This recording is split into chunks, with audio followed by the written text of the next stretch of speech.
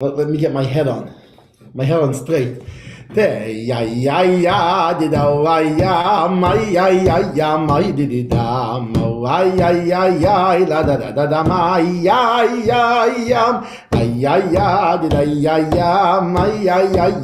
did da ya did ya my did da hey ya my did ya my did da my did da I did it, I am, I am, I did it, I did it, I did it, I am, da da machna di do I do, I did it, bam bam, machna, I did it, bam bam, did it, bam, do yo, did da ya, did I did it, I did it, I am, de ya,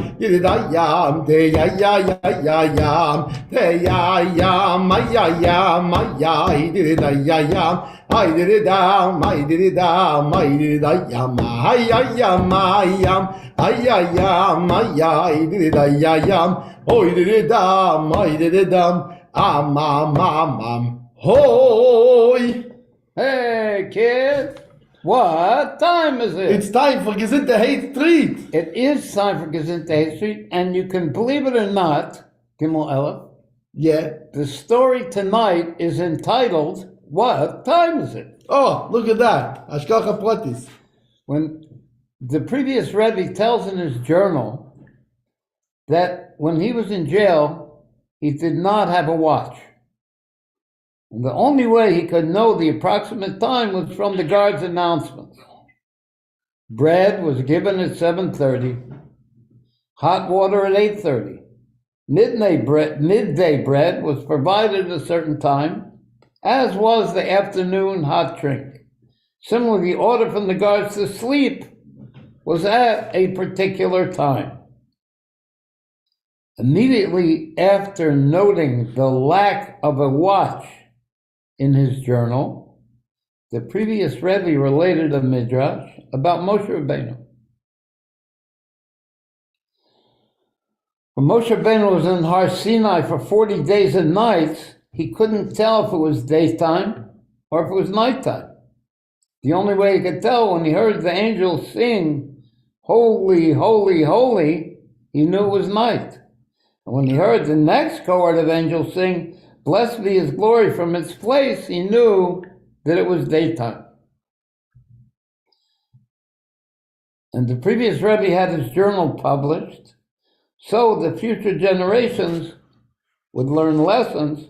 This is our Rebbe telling us this. Future generations would learn lessons in serving Hashem. At first glance, our Rebbe says, the midrash about Moshe Rabbeinu appears unconnected to the previous Rebbe's incarceration. In fact, they are completely opposite.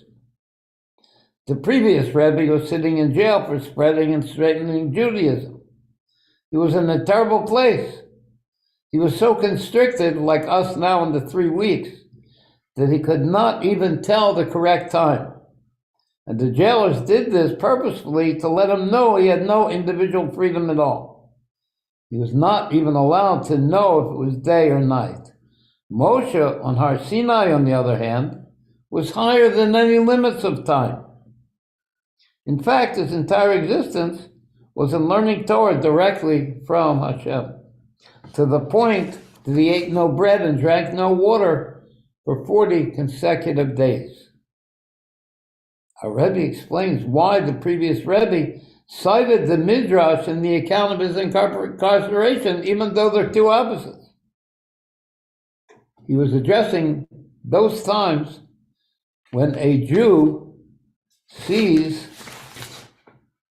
the world like the Rebbe, who was jailed for educating Jewish children about their heritage. What could be worse than that? The previous Rebbe certainly had faith in Hashem's unity, and he knew there was and is none besides Hashem, and there's no place empty of him, not in the heavens or in the four directions of this world. and every place in between. Hashem is everywhere. As our sages taught, Hashem appeared to Moshe in a small bush. The burning bush, the famous burning bush, was a small thorn bush to teach Moshe that nothing, not even an insignificant bush, is devoid of Hashem. Accordingly, the previous Rebbe recorded in his journal that he was asked a certain question during the interrogation. He answered, "There is none besides Hashem." One could ask, since Hashem is essentially good, so how can any bad come from such a good one? After all, it's the nature of a good one to do good, not to do bad, not to incarcerate already. The existence of evil, therefore, appears to contradict the unity of Hashem. Are you okay with that one, Gimel Aleph? Yeah, I'm good with this one. To answer this question, the Rebbe cited the Midrash about Moshe, who was able to distinguish time from the songs of the angels. Why did Moshe need to know the difference between day and night? He was sitting with Hashem. He was higher than time. But our purpose is to draw down what's higher than time, the Torah, into time, to bring the Torah as a reality in this world, to set specific times for learning Torah every day that are inviolable. To empower us to accomplish this, Moshe needed to be connected to time. Even when he was on the level higher than time, he was with Hashem on Har Sinai. He needed to be connected to time. So too, when a Jew is confined in a narrow place, what do they call the 3 weeks of Bein HaMetzarim? Yeah, in between the narrow things. That means you're stuck in a narrow place, such as a locked cell. He does not view a situation as contradiction to Hashem's unity. Rather, he connects the situation to higher than time, the level of Moshe Rabbeinu. And this will help bring about his salvation and release, like we saw by the previous Rebbe. In the Torah, Hashem told Moshe to hang the figure of a snake on a high pole. You remember, you were there, right? I was there, you know. So that all those who are bitten by a snake would gaze at that snake on the pole and live. This is what Rashi says, I think. A Jew must view a snake not as it is down here, but like it is on high, a messenger of Hashem. And between this advice and the spark of Moshe in his soul, he'll have the strength to transform the snake from a messenger of death to something that enlivens.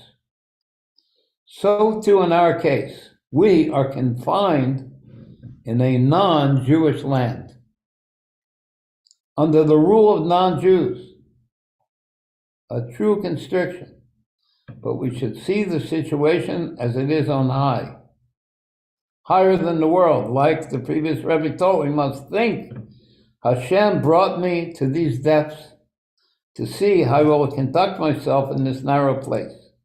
In addition, the Rebbe connected his incarceration with Moshe on the mountain, higher than time, like the figure of a serpent on a high pole.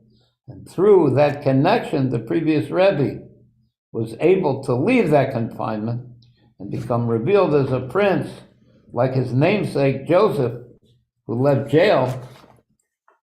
Remember Joseph got out of jail? Yeah, I remember him. Oh, I was there. I was there, you know.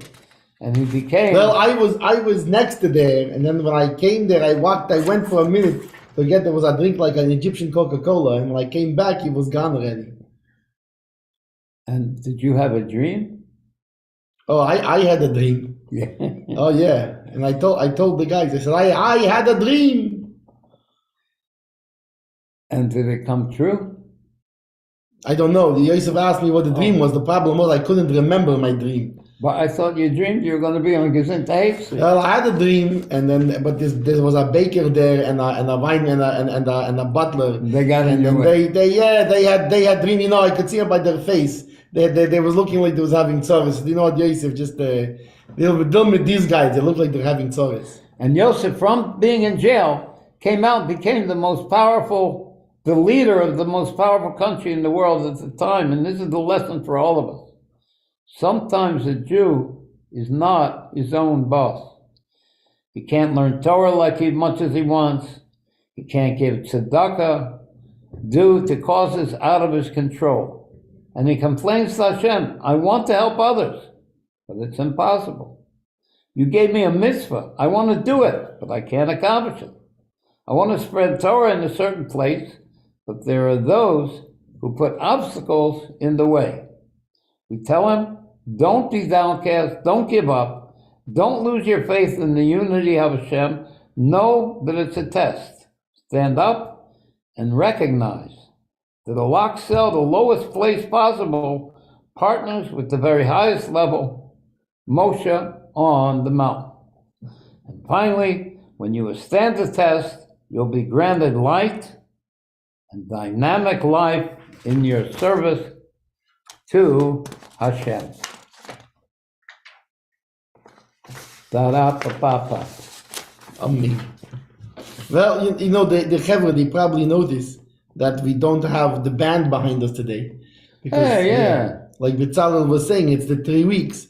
And the 3 weeks between the 17th of Tammuz and the 9th of Av, these are weeks where we don't have music. The band goes to sleep. Yeah, the band, you know, the problem is, it's because it's in the Bein HaMetzorim, it's between the narrow places, and Yirmi can't fit his bass amp between this in such a narrow place.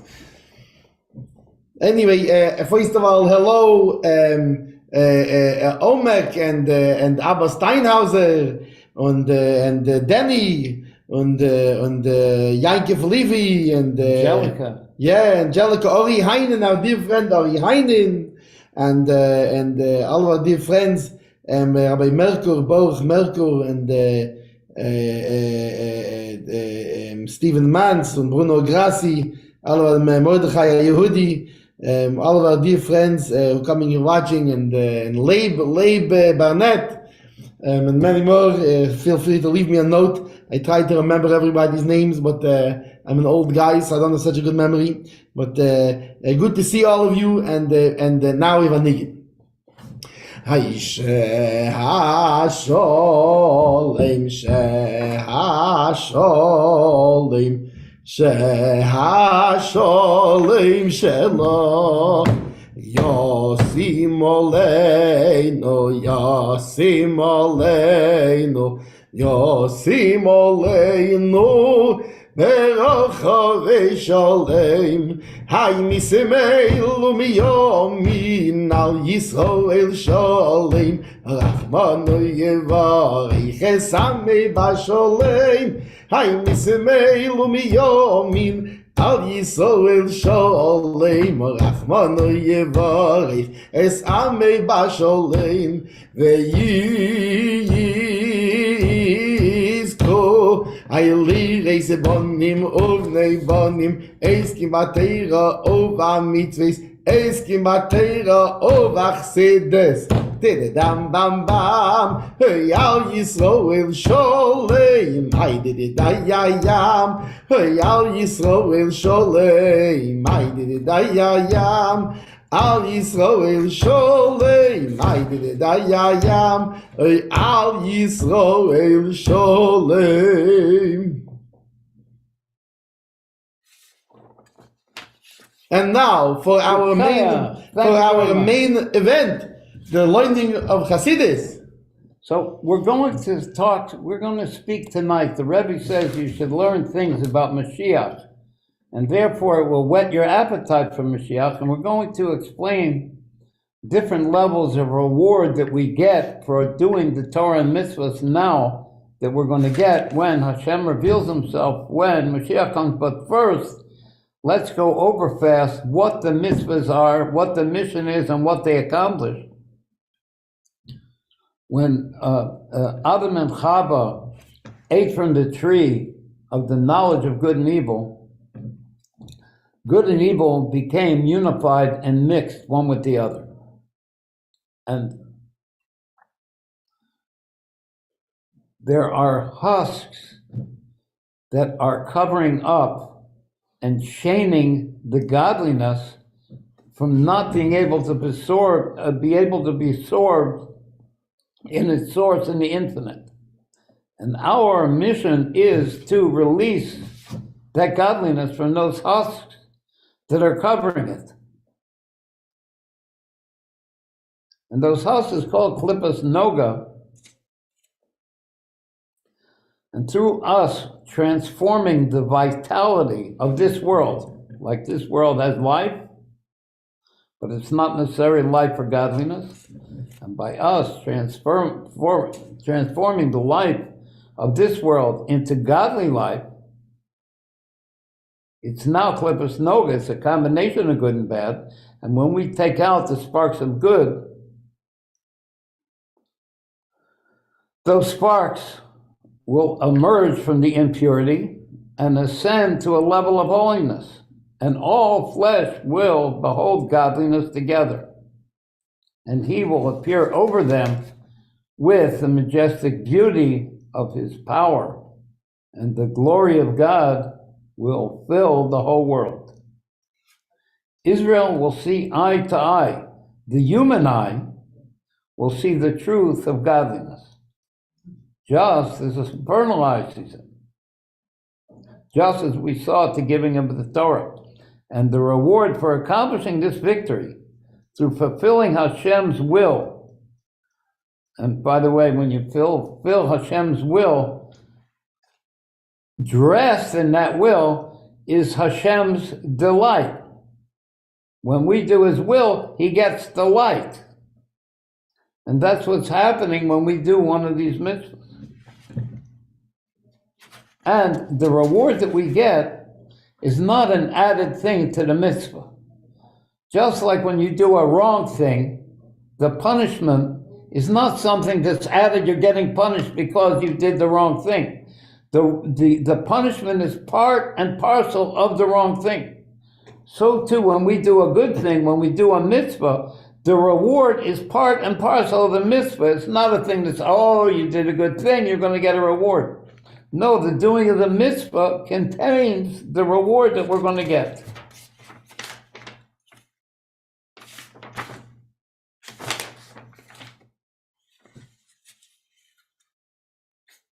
By performing the mitzvah, and everybody knows what mitzvahs are. If you don't know what they are, call your local Chabad rabbi and ask them what's a mitzvah. By performing the mitzvah, man draws the revelation of the infinite, what's called the blessed Ein Sof, light from above downwards, and that is part of what the mitzvah accomplishes.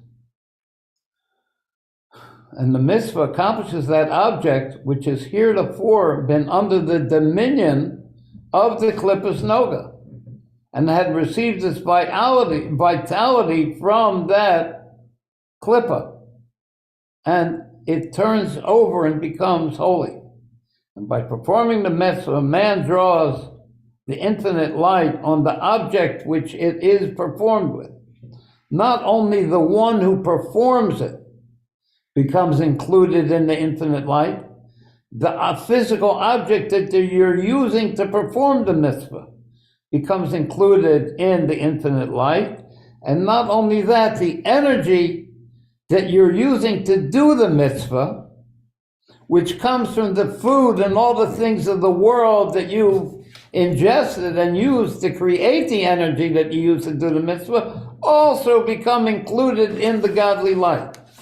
So not only you're changing yourself and making yourself holy, you're making the whole world holy by doing a mitzvah.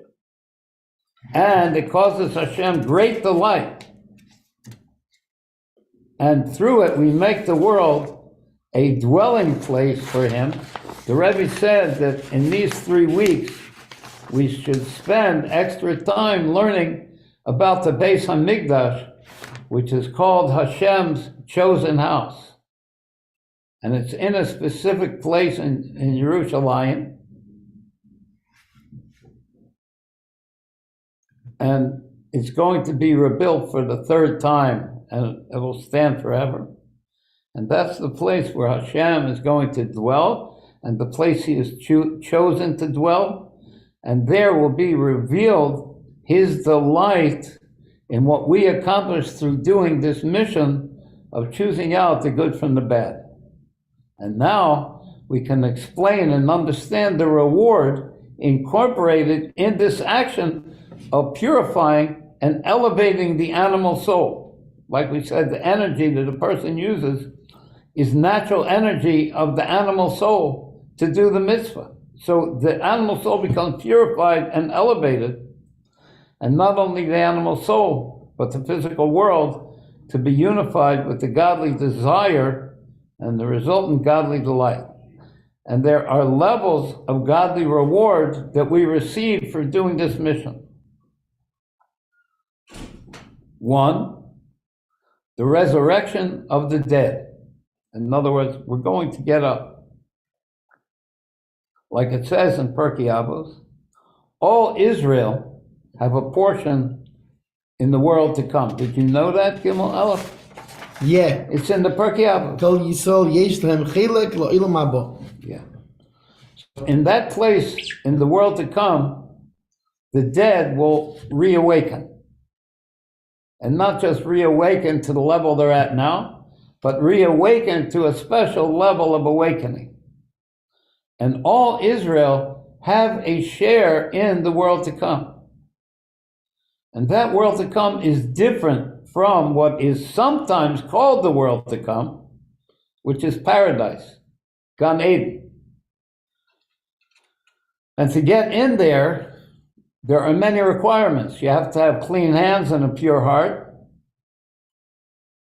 And you go in there without a body. It's a bodily soul that goes in there to bask in the rays of godliness. And it's sometimes called the world to come, but it's not the level we're talking about, the world to come when the bodies get up. But that world to come, which is called Gan Eden, paradise, is a place the soul can achieve after it leaves the body, after it's lived for its 120 years here in the world. But that level of reward in Gan Eden can't be compared to the revelation of godliness in that resurrection of the dead, the reincarnation, in the world to come, which is incomparably greater. But there's another level, an intermediate level between Gan Eden and the world to come, which is called the Messianic times, Yamos HaMashiach. These days of Mashiach, this intermediate level of reward, is similar to the world to come, which we're going to get both of them in the future time. But Gan Eden, paradise, exists now. So the days of Mashiach don't quite exist yet, although some say that's where we're in now.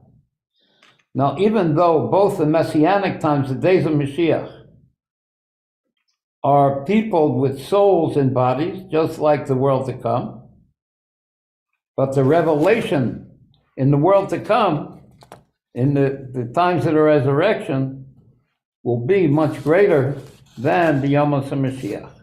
So you have three levels that we're discussing. You have Gan Eden, where the souls without bodies have this amazing reward. They bask in the rays of the Shekhinah. And then you have the days of Mashiach, Yom HaMashiach, where there's going to be souls in the body, and there's going to be reward there. And then you have the ultimate, which is the Olam Haba, that every Jew has a portion in. And the chronology is the revelation of godliness of Gan Eden is higher than the revelation in this world now that we're sitting in. Like it says, 1 second of enjoyment there is better than all the pleasures of this world combined. 1 second in paradise is better than all the pleasures of this world. But the higher level, Yomos HaMashiach, is an even higher revelation than Gan Eden. But Olam Haba, the resurrection of the dead, is even higher than the Yomos HaMashiach, the days of Mashiach. Nevertheless, everyone, every Jew and non-Jews who do the Sheva mitzvahs, by the way, even sinners of Israel, have a portion in Olam Haba. So there's an implicit question here. There's strong conditions to get into Gan Eden, but it's a much lower level of reward than Olam Haba. On the other hand, every Jew has a portion in Olam Haba, which is a much higher revelation than Gan Eden. You get the question? Yeah, because if in order to get the Gan Eden, you have to work for it. So you would think that the reward that's even bigger than that of Olam Haba, you would have to even more so work for it. More so how is it everybody has a place in it? More exclusive, good. Even exactly. the sinners. Now, the lower revelation of Gan Eden, paradise, has conditions to entry. But reward for mitzvahs is in Olam Haba. The Gan Eden is not so much the reward for mitzvahs, it's the reward for learning Torah. The reward for mitzvahs is an Olam Haba, the world of the resurrection. And it can't be compared to the revelation of godliness in the resurrection that Gan Eden can't. It's incomparably higher, but the revelation of Olam Haba comes after an introductory level of the Yamos HaMashiach. I think we said that already. So how is it that every Jew has a portion in this very high level? Because every Jew is filled with mitzvahs, like a pomegranate is filled with seeds, even those who don't realize they're doing the mitzvahs. But, and the Mishnah says, every Jew has a portion in the world to come. Now the question is, the Mishnah finishes off by saying, they are the planting of my hands through which I am beautified. How do you say that in Hebrew? So the Rebbe is asking, what extra do we get from this thing that Hashem calls us the planting of his hands through which we are beautified? And that's the level that, talking about at the end of the Mishnah, the work of his hands, is our godly essence. Before doing any mitzvah at all, we have a godly essence, which is indicated by that part of the Mishnah that said we're the planting of his hands through which is beautified. So even without doing any Torah mitzvahs, we all have this essential level of godliness. So now we have a question. Does every Jew have a portion in the world to come because he does mitzvahs? Every Jew is filled with mitzvahs like a pomegranate is full of seeds? Or does he have a reward because we are the planting of Hashem's hands? We are essentially godly, through which he is beautified. And the answer is that Olam Haba has two levels of rewards. There's the reward for our service of doing the mitzvahs, and the reward where our essence will be revealed and we'll know who we really are, which is even higher than mitzvahs. Now the reward for mitzvahs in the world of the resurrection is a revelation of Hashem's delight in our service of doing the mitzvahs. We'll see that the nachas that our Father had, that we did what he wanted. And through that, we'll be raised up to an even higher level, the ultimate level of godly revelation, the planting of his hands through what he is beautified, the revelation of our true godly essence. But the revelation comes as a result and after the reward for the mitzvahs. So in Olam Haba, there's two different levels of reward. One is the great reward. We are going to be able to share the nachas and the delight that Hashem has from our mitzvahs, which is, don't forget, an infinite delight. And then an even higher level reward, it's going to be revealed what the essence of our soul is, the planting of his hands, through which he is beautified. Reward for mitzvahs also has two levels. The reward for the mitzvahs also has two levels. You have the reward in Yom HaMashiach, before the world to come, and then you have the reward for the mitzvahs in Olam Haba. But the primary wonder after the resurrection will be the revelation of this essence of a Jew, and not only the essence of the Jewish soul will be revealed, but the Jewish body, which Hashem has chosen, also will be revealed, the godliness that it really manifests. And what will be revealed is how they are rooted in the essence of Hashem. So there's two kinds of rewards in the world to come: the reward for the mitzvahs, the lower revelation, and the revelation of our true godly essence. Now, if you think about it, have you ever heard about this before? This true godly essence reward that's going to be revealed in the world to come? I mean, I always knew there was a reward for the mitzvahs in the world to come, but I never heard of this before.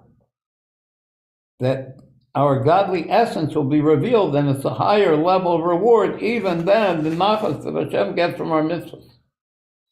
So to recap what we said, Gan Eden is the reward for Torah, which is Chachma, wisdom. And that is the light that fills all worlds, Mamali Kol Alam. But Olam Haba, we'll see with our eyes Hashem himself, not a light. Hashem himself will come there and live with us together. The truth of the infinite, unlimited, and perfect revelation of godliness. Because reward for mitzvahs, which mitzvahs are the desire of Hashem, will be that we'll share his delight. Much higher than the revelation through Chachma, which that's in wisdom, which you get in Gan Eden. But the main revelation in the world to come will be the revelation of the essence of a Jew, the revelation of souls in bodies, the planting of his hands. To further expand the explanation of these three levels, all the prophets prophesied the amazing prophecies of the prophets, what's going to happen when Mashiach comes. The whole world will be filled with knowledge of God, like the ocean covers the seabed. The lion will lie down with the lamb, and there will be complete peace, and there will be complete richness for everyone. Bread will grow up from the ground, already cooked, delicious bread called tainug bread. And all the other miracles that the prophets talked about is only in Yom HaMashiach, not Olam Haba yet. None of the prophets had a prophecy of what's Olam Haba exactly. Olam Haba is drawn down through our mitzvahs. That's what we get from the mitzvahs. And that reward will be revealed for our service in doing the mitzvahs in Olam Haba, something that's never been imaged by the prophets. It can't, because it's the infinite delight of Hashem in what we do. But the real revelation in Olam Haba is a level called Eden that no eye has ever seen. You know, Eden, Gan Eden. But it's a level of Eden that has never been experienced. Not the level of Hashem's delight in the mitzvahs, which by itself is an unimaginable revelation of infinite delight that he has in our service of mitzvahs. But this second level, higher level of reward,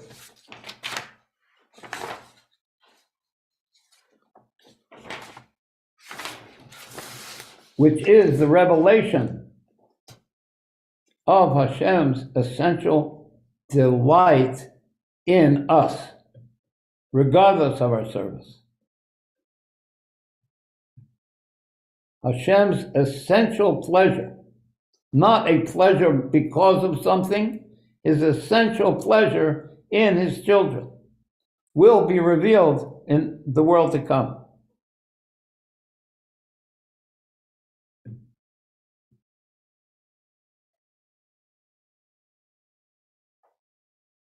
Back to Yom HaMashiach, the days of Mashiach, which is superior to Gan Eden, because in Gan Eden it's souls without bodies, in Yom HaMashiach it's souls in bodies who can get the reward for the mitzvahs. Like we said, the ground will grow delicious bread, and then will grow up beautiful garments to wear. And the reason why there's a reward in Yom HaMashiach in the physical world, because the days of Mashiach will exist in this physical world. But it will be Mashiach days, not regular days like we experience now. Gan Eden is only spiritual, limited to what could fit inside the spiritual worlds. And it can't reach full force all the way to this physical world. Not so in the world to come, which is unlimited revelation, all the way down to the physical world. Hashem is going to come here to this world and live with us. And the second difference, Gan Eden has levels. There's the lower Gan Eden, the upper Gan Eden, and each has uncountable levels. Like our sages say, Talmidei Chachamim have no rest in Gan Eden. They keep going up to higher levels. And between each new level, they have to dunk in the river called the Nahar Dinar. And that makes them forget the previous level of godly delight. And then they have to go up through a pillar to the higher level. That's one hot mikveh, B'Tzali. That's a hot mikveh. And then they have to go through a pillar that brings them up to the higher level. Once they go through that river, they forget the last level, and then they go up through the pillar to the higher level. But this is Gan Eden, the level of souls without bodies. But Yom HaMashiach, there's going to be many revelations, but they will be in the body, and therefore the earlier revelations don't have to be lost and don't have to be forgotten. Now Hashem, you can't even call Hashem infinite, because infinite indicates a starting point that spreads infinitely. But Hashem is above a starting point, and the infinite light is just an indication, a revelation that Hashem includes in himself the capacity to spread infinitely. But Hashem has a whole bunch of other stuff that we don't even know about yet that's going to be revealed to us. And to explain further the difference between these three levels, creation is through the godly light being contracted to fit inside each creation. Let there be light. The light is dressed into a level where it can shine and not burn things up. Let there be a firmament. It's a heaven that's 500 years between each level. It's a measured thing. So each level has that light in it, which is according to its capacity and function. Whether we're talking about a whole world or individual creatures in that world. The life that's in them is limited to the capacity and function which is measured for them and which they can handle. And it's contracted from up to down. The higher spiritual creations in the world of Bria and its angels, Michael and Gabriel, and then the lower light, the light becomes lower, and it's a light that fills all worlds according to what that world can handle. And as it comes down, there are more coverings, more hidings, and less light. And that's why in Gan Eden the souls nullify They have to go through the river and the pillar to get to the next level. And they have to forget the earlier level because it was a measured light for the level they were on, and now they have to get a bigger measure. So they have to go through this process of the river and the pillar to reach the higher level of realization of godly delight. So they have to divest themselves of the box they were in on the lower level. The sages teach us that the Avos is our forefathers, Avraham, Yitzchak, and Yaakov, and Moshe Rabbeinu have been sitting in the higher Gan Eden more than 3,000 years. And like all statements of the sages, they are exact. And when they say 3,000 years, indicates the created worlds, Bria, Yetzirah, and Asiya. And those souls have ascended already more than 3,000 years, meaning they have gone up all the way to the world of Atzilus, higher than created spirituality, to level of pure godly unity. But even they will come into bodies to receive the greater revelation, the greater reward than the highest level of Gan Eden, even in the world of Atzilus. The infinite godliness that will be manifest here in this physical world. And even the revelation of Yamos and Mashiach, which includes somewhat of the reward for mitzvahs. Remember we said Yamos and Mashiach, there is some reward for the mitzvahs. It's still only a light. But it's not the infilling light. It's a huge surrounding light that will be revealed to us as we are in bodies in the days of Mashiach.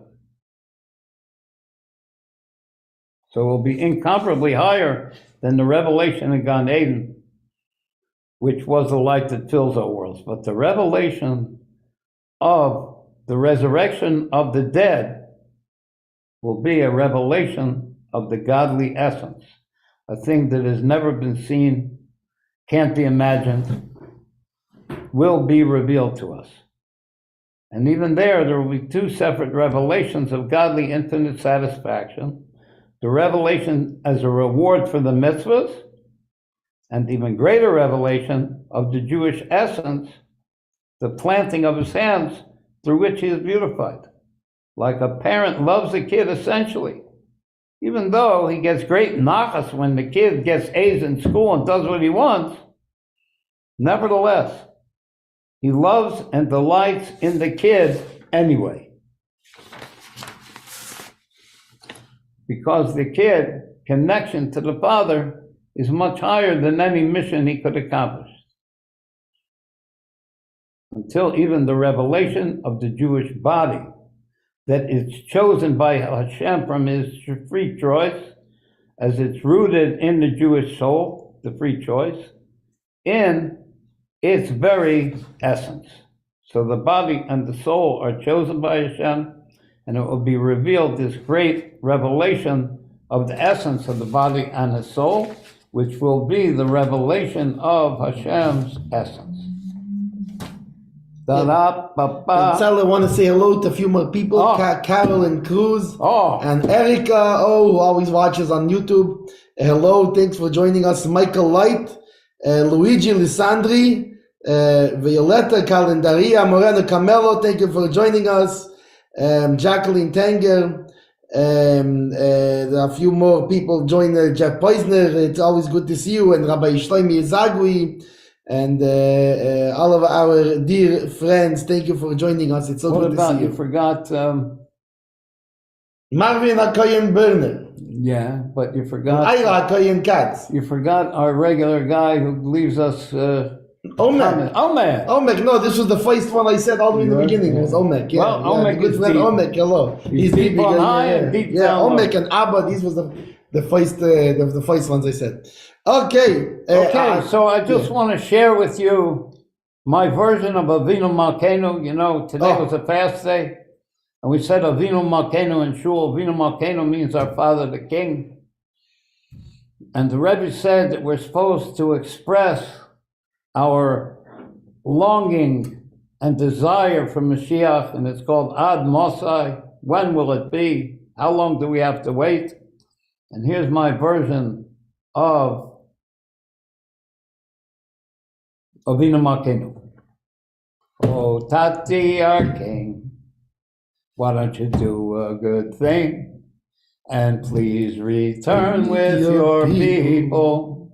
And the angels all sing, Bam, bam, bam. oh, glorious king, won't you please return with your people? They made you a crown, won't you come back to town? And please return with your people. Oh, Tati, our king, you know it don't mean a thing unless you please return with your people. Sheibane beis hamikdash b'meira b'yomeinu v'sein chelkeinu v'seira secha. Sheibane beis hamikdash b'meira b'yomeinu v'sein chelkeinu v'seira secha. Hey, sheibane beis hamikdash b'meira b'yomeinu v'sein chelkeinu v'seira secha. Sheibane beis hamikdash b'meira b'yomeinu v'sein chelkeinu v'seira secha. Sheibane beis hamikdash b'meira b'yomeinu v'sein chelkeinu v'seira secha. Sheibane beis hamikdash b'meira b'yomeinu v'sein chelkeinu v'seira secha. Gezintahait, Gezintahait, Gezintahait, meine friends! Remember, kids, Gezintahait. Gezintahait, everybody. We'll see you next time. Gemiritz Hashem.